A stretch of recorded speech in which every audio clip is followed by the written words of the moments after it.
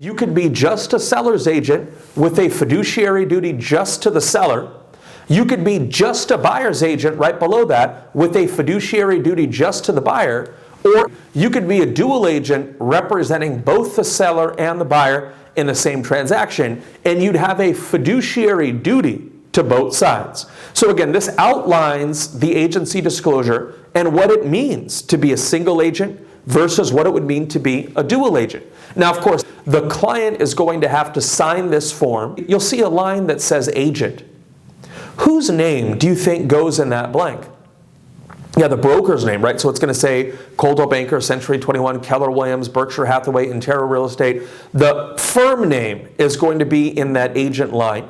And then we as an associate licensee would sign below the firm name, right? So this form is extremely important. In fact, there's been some case law on this that if you forget this form, you might not get paid. So you might not be entitled to collect a commission if this agency form was somehow missing from your file. Now, you don't need to memorize these codes and commit this to memory, but there are a couple of things that I want to show you. Now, first, when we started this chapter, remember how I told you that commission does not determine loyalty.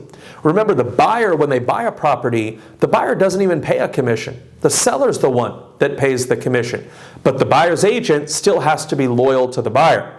Now, you'll see that in a portion of the Civil Code.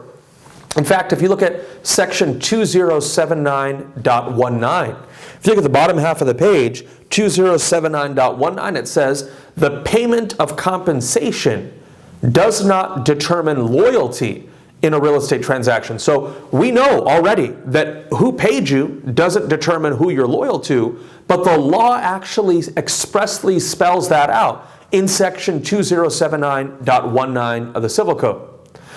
Now 2079.21, right below this, 2079.21, this is where a lot of people get confused and where if you're not clear on this, you could actually find yourself in a lot of trouble. Now, let me ask you this, as a dual agent. Now, what's dual agency? That's where I represent, or the firm represents both the seller and the buyer in the same transaction.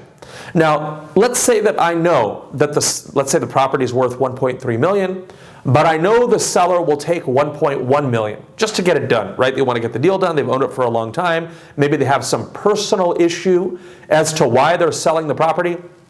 And I know they'll go all the way down to 1.1.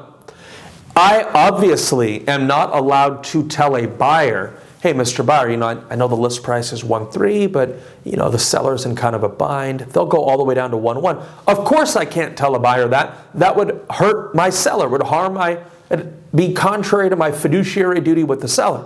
Now, let's say a buyer, on the other hand, buyer's looking at a property, it's listed at $1 million, buyer lowballs it at 900, but you know that the buyer will go all the way to $1 million. Buyer really wants the property. They just want to, poke a stick at the seller and see if they'll take at 900. Can you tell a seller, hey, I got this offer for 900, but don't worry, they'll go all the way to $1 million. Let's just counter them at $1 million and get the deal done. No, you can't tell a seller that because it would hurt the negotiating position of the buyer. And the law is very clear on this. It's section 2079.21 of the Civil Code. It says a dual agent shall not tell a buyer that a seller is willing to take any less without the written consent of the seller.